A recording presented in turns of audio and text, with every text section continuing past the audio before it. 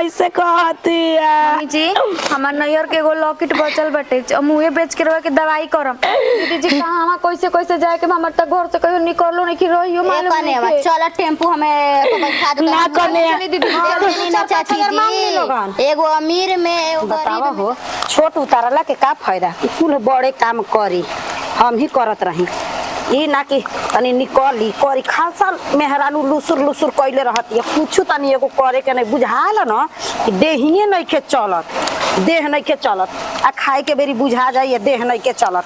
खासा भुनु भुनु घर में घुसी हन मोबाइल ले बड़की हाँ मम्मी बोली आई कहो का करतनी लेमन लगावतनी अब तू ले कौन लगा तो ऊ का बिया अगर धाता के बेटी का भइल बिया हाय अच्छा ई बताई पहले के हम उतरल बानी कि ऊ तो ये तो बतिया हम पूछतनी तू काहे के ले कौन लगल ओकर के जाके तेरे बोले के ना चाहिए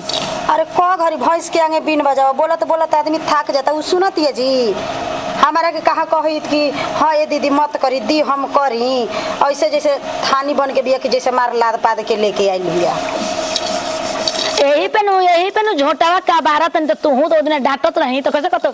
जाए द मम्मी जी रो मत बोली छोट भी या सीख जाई बुद्धि हो जाई हम का बुद्धि तो भइल बा सिखावत थाकिए न कोई नहीं कि कुल हमारे करे के पड़ता गोड़वा त से गोइल हथवा तक से गोइल के हम ही करतनी त खातनी के लागता इहे त बउए ए हम का करब ओकर के गाड़ी ना दे हम चाहे बात ना बोलब हैं बड़ गोतनी करो सास करो ननद करो आ घर में लगैले रही सब नैहर जाता नहीं भाई भौजाई हमर के का कैसन रहल या कैसन हो गइले जे करते धरते आदमी के देह बिला जाता केहू आरामे करता केहू करते बउए ती बतिया जाके तरह सिखाए के चाहे कहे के चाहे ना दावा है काम करके बच्चा लोग करो देखी ढेर दिन ना चली हम उनका ढेर सहली या सहब ना ढेर हम जइहन नु तब का कही अब जइहन तब जनबो करेलियन के कुल उनकर पूरा कर दे हम रुको तोरा कुछ बोलला के जरूरत नहीं के रुका हम ओकर से पूछत नहीं ना हां तू का चाहती है पूछी यही से हम गोतिनी दे दिन बानी बड़जेठ बानी यही से हम नहीं की बोलत कि आपे पूछी काहे ना बोलबो तू बड़जेठ गोतिनी बड़ तो तार हक नहीं के बोले के खाली ओकर बैठ के खाइले से बना के दे देबो तो खाली तो ठीक बा अरे बोला ना उ तो शुक्र मनाई आपकी इज्जतिया समझी ना कि लागी कहे नु कि फलानावा के पतोहिया ऐसे ऐसे करती है जाई त आपे के शिकायत लोगवा करी यही के चलते मुहावा ना चलाई ना आज इतना दिन अइला भइल के कहले होई काज ने हमरा घर में कैसन आ गइल ई भिख मांगा के बेटी भी ये तेकर हाथ ना चलता बसाता आई ना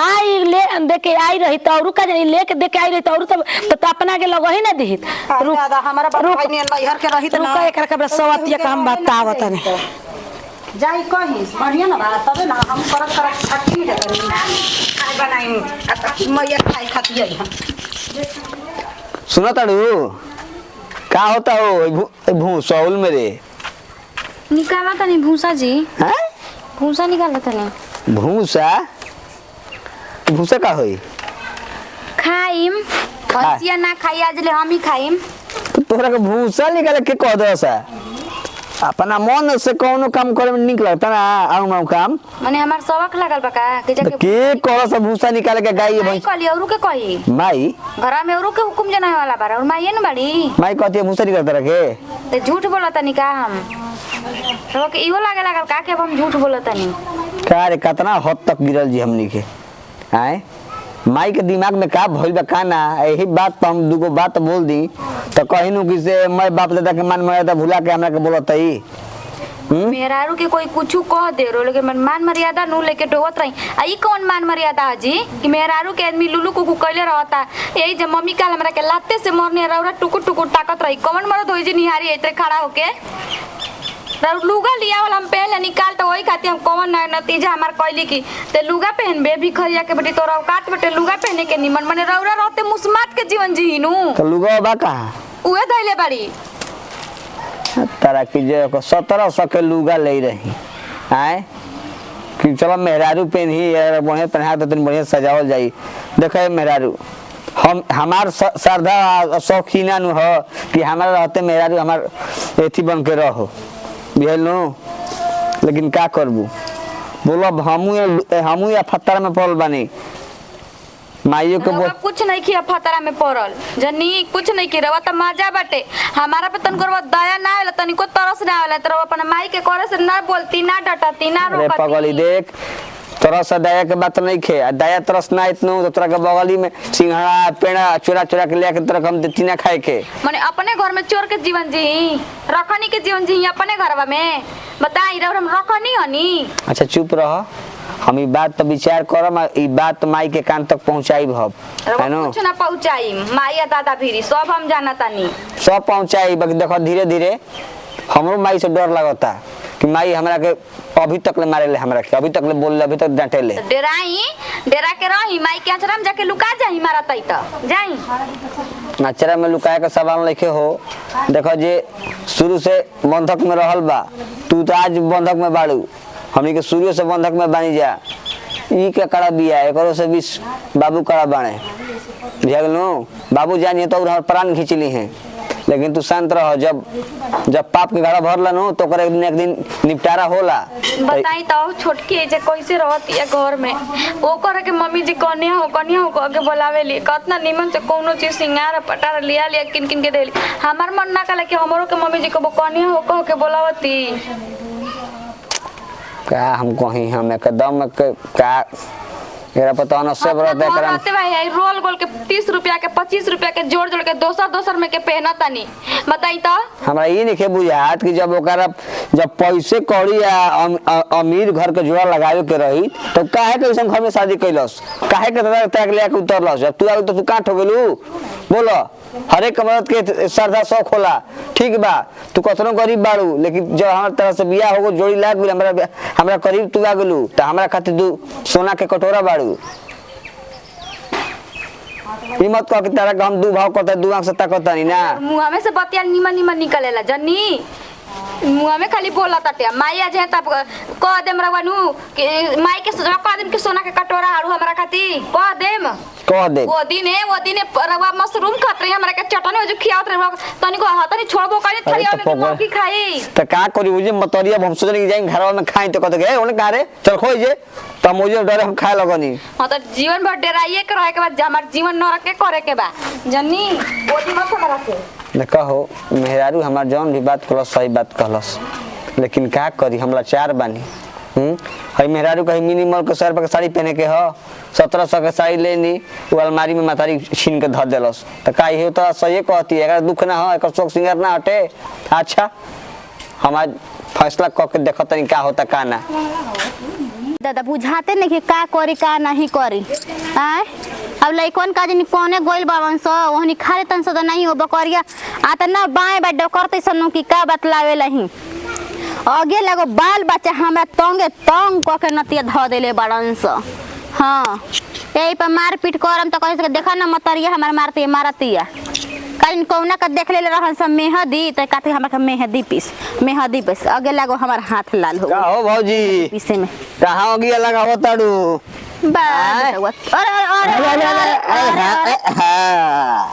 खुदबू का पीछा वाले ना भगला बेटा हुआ और मजाक ना गोई। हां मजाक करने की राम जी के घोड़वा रहो राम जी ऊपर से कैसे होली हम सुतर है त लंगटे क देलु आ हमरा बालू डाल देलु बहुत पड़तनी। हां पी के हम करबो त का हो की धक नाली में गोतल जी नहीं और सब बताओ बुआ जी तब का हाल चाल बा सब ठीक है बा जानते बड़ो भगवान भरोसे सब पटत हिया। हां लेकिन हरा और रही माई के भौजाई के देखी ना जी बबुआ जे एगो और मेहरानू के देखी ना बचिया के एकदम एथी हो गइल बटुए देखी ना होनिए के सामने बाप हो बाप तना निक लुगा दामी पहनी ने और माई और भौजाई लेकिन बबुआ जीरा और मेहरानू के बेचारी 200 से 300 के लुगा ना पहनेले ऐसे रहो सब काहे हनियाई करत नहीं जी। हां अच्छा हम तो हमारा मतारी के अच्छी तरह जानत उन बारे में नो जाने तो जनता ही बानी जी अब हमारा कहे के मतलब बा कि हम जानो तानी कि हे जा इनार बा बुझनु तब इनारा भी काहे के जाई बोलो तो तू जानत रहिस कि गरीब घर के लड़की ही है। हां तू शादी बियाह काहे के कलिस। हां तब ओती समय का त कि बड़वारा देखावे खातिर कि ना हमरा कोनो दिक्कत नहीं है एगो जो थी साड़ी में एगो लुगा फटा में जोड़ा में भेज दी जा हमरा और कोशिश कमी बाटे आ जब थी सदिया बियाह होई त ना त सब ये चलाना देखावे लागत लन जा आए बताई कितना रोवत रहे। एक दिन देखले रही बाजारी पे मिल रहे गई रहे, हमरा लागता नु कि सेनुए टिकुली का तक किने गई रहे त वो कितना ओकरा भी मेहरानू भी पैसा रहे 100 गो खाली रहुए, समझ ल 100 गो रुपया रहुए त उहे हम ही भाड़ा देहनी ही कनिका हो कने भाड़ा बा त दीदी जी 100 गो रुपया वो लुका के कितना रखले रही कितना दिन से तो उहे 100 गो रुपया बटुए हमरा भीरा त आइल बनी सेनु टिकुली लेवे खातिर। बेचारे के एनियो से भाड़ा ओनियो से भाड़ा हम ही देहनी ही। ऐसन मेहरानू खोजला पर ना मिली तहन लोग के यो समझ दिन भर मेहरानू खटत रहेले काम के आगा मेहरानू के देह पर रूहानी तकले नहीं खे चढ़ते। समझ आई बबुआ जी रउआ में बहुत गलती बाटे। आए बताई 7 गो समाज में रउआ ओकरा से शादी बियाह न कइल बनी कि भागा परा के लेके आइल बनी। रउआ तो हक बाटे माई से लड़े खातिर कि देख माई बियाह जाके ओकरा दुआरी पर चढ़ के बियाह कइले बाड़ी। हां तो हम काहे खातिर ओकरा दुख देवे जा। हक तो बोले बा लेकिन हम आगहु पीछे के भविष्य वर्तमान सोचत चुप रहा बेटा हुआ कितनो हंसुआ टेढ़ रही न त अपनिए ओरे खींची ना बोली वो हसुआ ना है चाइनीज हसुआ हो जाने जाए ओनिए खींची अपना और दूसरा के बात नहीं के हमारे जे मेहरू को सवाल बा देख नो ना मेहरानू माई मर जाए माई मर तो केहू के माई कह के अपन सब्र कर ले लेकिन मौगी मर जाए तो मौ केहू के मौगी कहम हम तो ये समूह परे हम आई दादा और तुरंत ही माई कही कि का त कि अमीर घर के लड़की के लान के हम शादी बियाह कर देतनी और माई तुरंत ही कह दे सही के कहतनी। हां अच्छा देखो तनी माई बेटा थी तो सम खोज खबर करत तनी कि काहे से करते काहे से नहीं करत केहू के बेटी बहन से कितना पहले दुख लागेला यो सब बताई तनी। दुख लागत नहीं के हो माना भेज हम 3 पीस शेरवानी पहनतनी आउ पहनती मल खुशाइल दे साड़ी तो ठीक लगता है। अब ये तनिए पर आवाज समझ जाई बताओ जन राती में सही जाता नहीं ओकरा घर में जन 1-2 घंटा समय होला हंसे बोले प्यार करे होला ओ घर जाते तो रो लगतिया। ए बच्चा जेकरा ना दुखो तकलीफो रही ना त के अतनो एकदम सोना के पलंगा पर सुता देब ना आए तो वो अपना दुख खातिर रोबे करी अपने मर्दा से बतिया कहबे करी। ठीक नु सुख दुख काहे बनावल ह पति पत्नी काहे बनावल ह टुए हैं क्या बोल जावे में का कोची करल जावा कि खेतवा त जोताई रहे 3 बीघा बा। हां और होता है बाद बन जो 336 3600 रुपया होता तो ठीक बाटे सांझी को नहीं के फोन करम ना तो कह हम आज जानता नहीं परमेंट में नतिया ना देला सटू इतना माई डरी खोले रहे के जोताई के बुआई कटाई सब बाकी बा तो कहते कि जाओ मोटकी भौजी में चल जो जाके तगादा कर पैसा के तन देखिए कही ठीक है बाटे हिंगा से कह तनी ठीक बाटे होई बतावा हो आके हमरा भी मार मेहरानू तरी नती उजे तू ही सही रहत त तार माई के मजाल रहे। हां केहू के बेटी बहन के लान के आ जाए के तनी छछनईब अरे आज न काल कहन लोग पर पड़ी अभी नहीं के न बुझाते हमर तो इतना खीस बरतन कि का कहे खातिर तनको यहां सबके बुझातो नहीं के। हाय बतावा त मम्मी जी जब हम खाना बनाई नानू त कहले कि बना चूल्हे पर चूल बतावा तो एकदम लकड़ी गोइठा तनको सुखाते नहीं के मम्मी जी बनते एकदम हट लगइले बानी कि ना बना चूल्हे पे बनाओ हमारो जीवन एकदम नरके भइल बाटे। ये दादा बाप हो बाप बुझाता कि अब न अब हमार जान चल जाए होए बड़ा खाना वाना बनी कि ना बनी। हां अजी दीदी जी सुनी ना कनी कि कोई के घर से गोइठा ठा मंगवा दी ना दोसर आई देखो तनी नहीं के लकत घरवा के गोइठा बा हमनी के भीजल पर कइले बानी जा तू कहत कि नाही है से तो ओतने बात गैस चूल्हा एगो मंगवाला ए दीदी बनावा हम चूल्हा पे बनावत आवत नहीं इतना दिन से रोवा नहीं जाना दीदी जी कि मम्मी जी हमरा खातिर गैस चूल्हा मंगाइम कबहू बताई। गैस चूल्हा बनाई हमारा खातिर तो गैस चूल्हा पर हम बनावत ना रहनी ऐस करत रहनी गैस चूल्हा पर कहिया घर में गैस आइल बा बनल बउए। अच्छा ये बताओ हो ये टाइम से खाना लवन अधन कुल दे देनी कह देनी बाहर अभी है तारे सबक सिंगार भइल ह घर में घुसत और तो निकल नहीं के जात। दीदी जी कम से कम रवा अपन शरीर और हमार शरीरियो देख के रवा बोली काम सबक सिंगार कइले बानी जी। अब ए रात बनी तो सिंदूर टिकुली तो करबे नु करम तनो अब कि अतनो खातिर चल गइल बानी लुगवा झुलवा खातिर तो चलिए गइल बानी। हां 4 घंटा लागेला निक 8 बजे जगबू करबू इतना तो बुझाते न बाकी तार मरदो मार कुल कमा के ध देले बावे आ वही पर आज करे के बउए आइल बनी तहिया खटत हम हमरे करही के बउए कुल बहरी ले ले भीतरी ले ले घर में नु रहत अड़ू तब नु जाना तड़ू ई का कहतनी दीदी जी रउआ हम कहा नहीं की करता रोज 3 बजे 4 बजे मम्मी जी जगा देतनी रउरा कहतनी पेनहत ओढ़तनी ना त पेनहत ओढ़तनी त नैहर के होता ना बउए आ तब ये पेनहतनी ओढ़तनी यही तरी नहीं की पेनहत ओढ़त आ ओतना करतनी आज बुढ़ियो ना कहिन कि नहीं की कइले हाँ दीदी जी रउआ अमीर खानदान के बेटी हनी त रउआ नु सबक सिंगार करम बानी तक तब के न करी बानी ऐसे ही बानी जब भाई बोलाई ना तब आवेला त 2000 4000 5000 दे के जाला ऐसे ही बानी आ देहियो ले खटतनी बोतल हूं बानी तब देहियो ले खटे के पड़ता तोहरे नियन आराम नहीं खेनु हमारा ठीक कहतनी दीदी जी एगो त यहाँ लागते नहीं खे करतनी आ धरतनी कइले बानी दीदी जी एकरा लौके में कम से कम आधा घंटा लागी रउआ और टिरवन मेकअप खराब हो जाई जाई 12 बजे बनई ह त 12 बजे आदमी खाई खेती बधारी ले क कई त 12 बजे खाई आदमी जाई रउआ ओने हटी हम आगे जोर देतनी काल से और 2-3 बजे जाग जाई जाई दी जाई सब अरे मम्मी जी 3 बजे जगबू 10 बजे जगबू तो ठीक रही। अरे तहरा के तो मन करे नु तो हे डंटल उठा के अभी मारे लगी जानलू तोर ई ना बुझाला रे तो सर से करा उठ के चूल्हा पे खाना बना के सर से करा बनाई करी धरी आय ई को कहिया बुझाई डाज कर तू ही नहीं कर हमारा के देखावत नहीं का कि नहीं शासन गासन में रखले बानी हमारा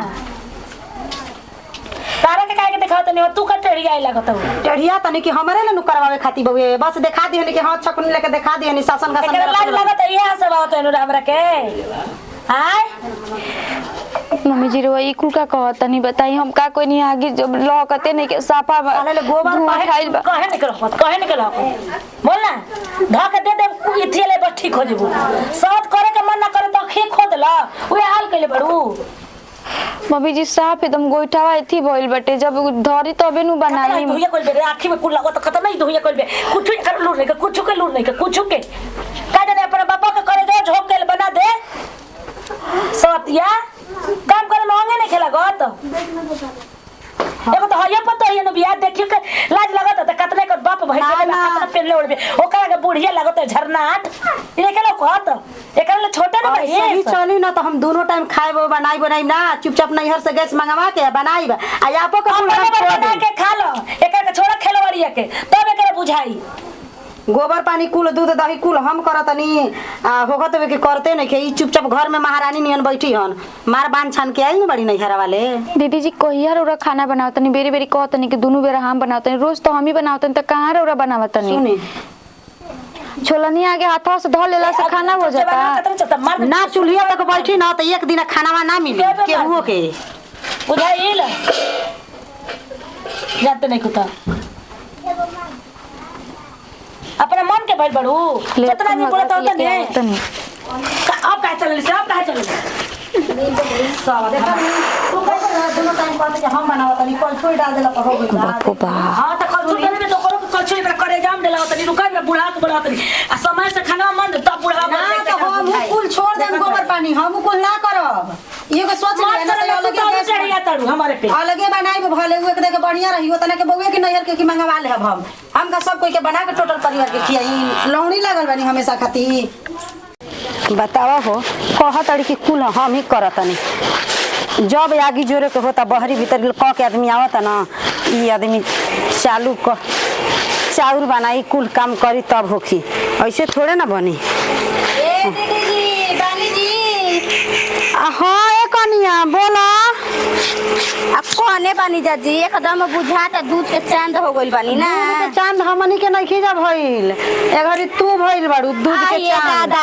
हम तो रवा सब घरे टू घूरल चलिए आई ना लेकिन रवा सब गलती से भी ना हमरा घरे जाई ना जाइयो सब अब का कहिए बहिनी सोच कहीं तो टाइम मिली तब नु आई अब काहे जी दूध गोतनी बनी जाएगो हम बानी ओही में 2 गो माल मवासी देखी 2 गो भैंस बैसन 4 गो बकरी रखले बानी अपना देह पर आ मर्द देख जनबे करने के बाहर विदेश हमेशा रहबे करला ओही में 2 गो बाल बच्चा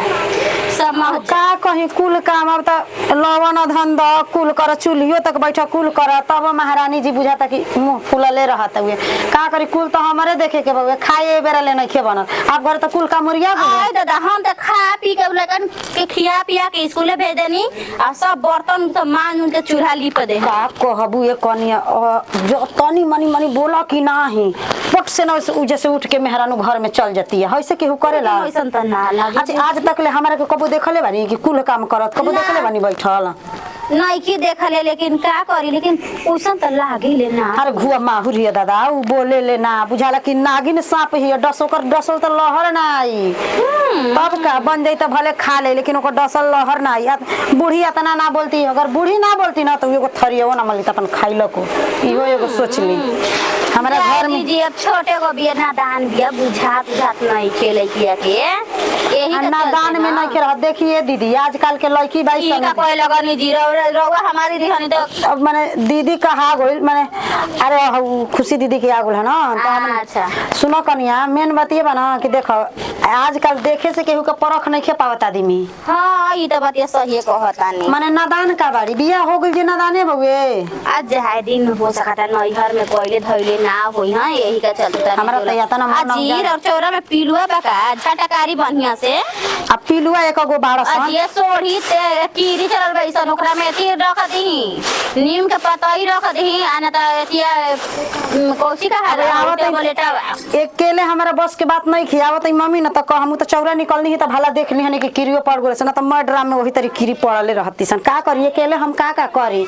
हां ई हो बात सही कहता नहीं कहां बिया कनेवा नहीं खेलौ कनियावा ना लौकी कनियावा तो घर में देखी रउआ बुझाला कि नया नजर कनिया बनी आजे के उतरल बनी लेकिन एगो और छोटकी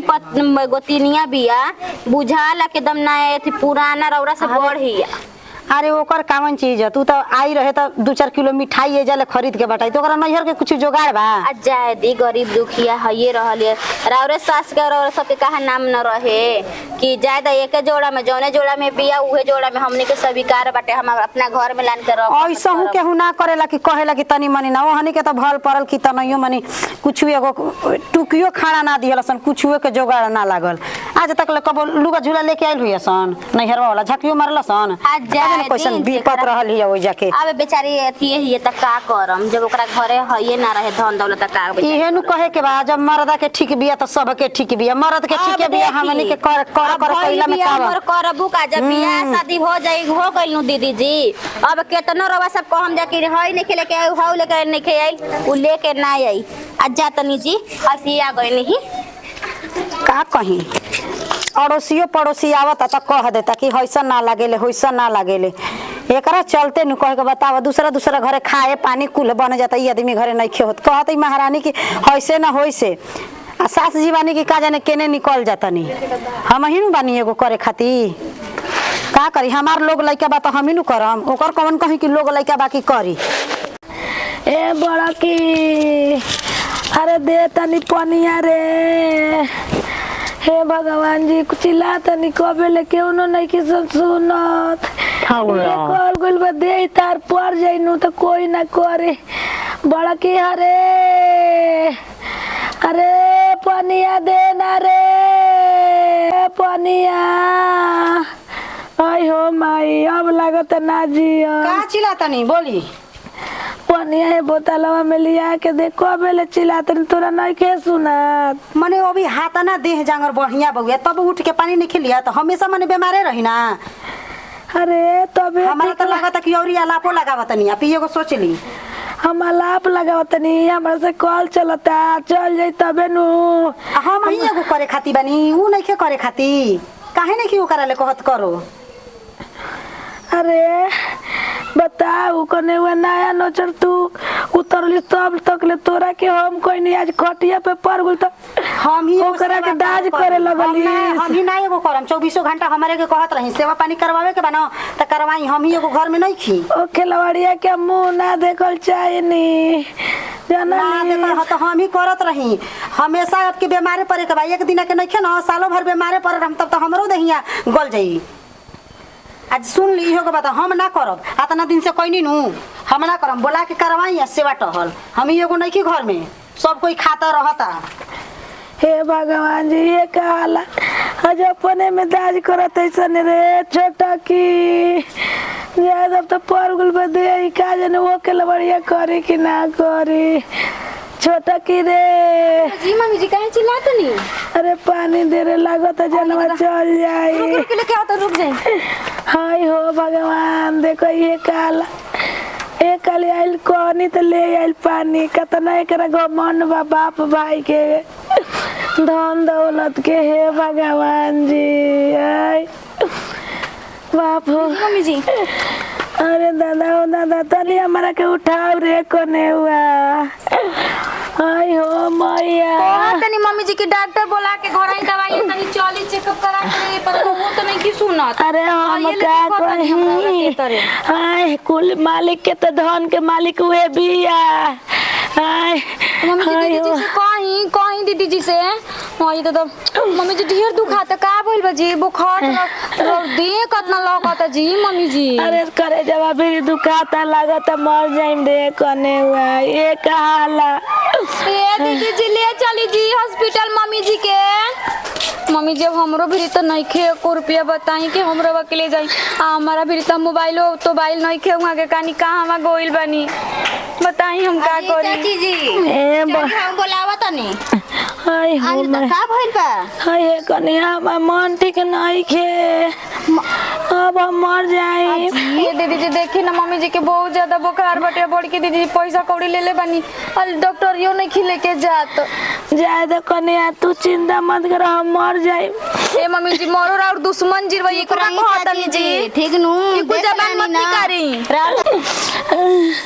दीदी जी दीदी जी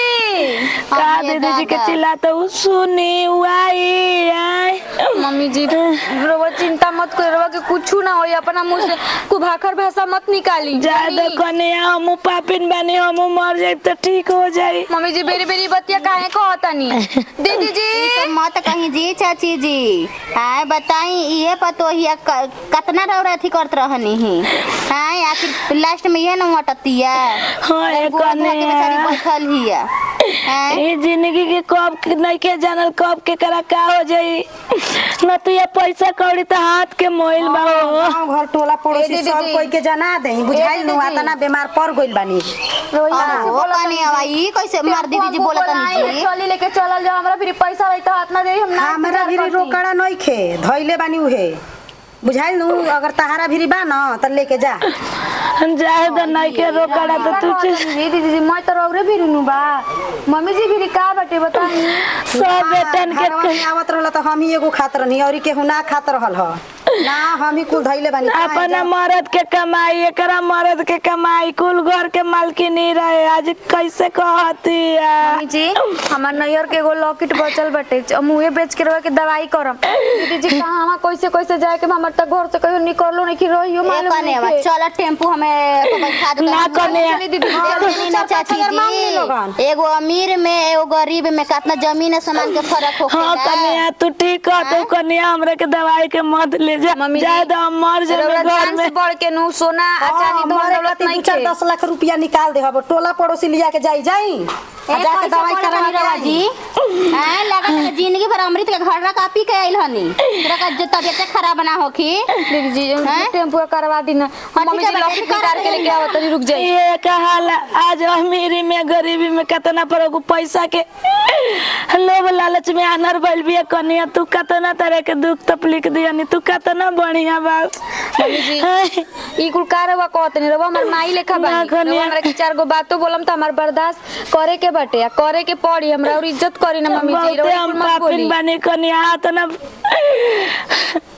सुंदर विचार के तू बाड़ू इतना हम तरह के गत कहनी तब हमरा के करे धरे पे तैयार बाड़ू रवा ई कुल बात मत सोच मम्मी जी रुके हे भगवान जी हमरा के मुआ दे हम ना जानत रही इतना भागिन हम बानी लक्ष्मी रहे ओकरा के हम अनादर कइनी जे कुलक्ष्मी बा ओकरा के आदर कइनी आज परले पे बुझात हुए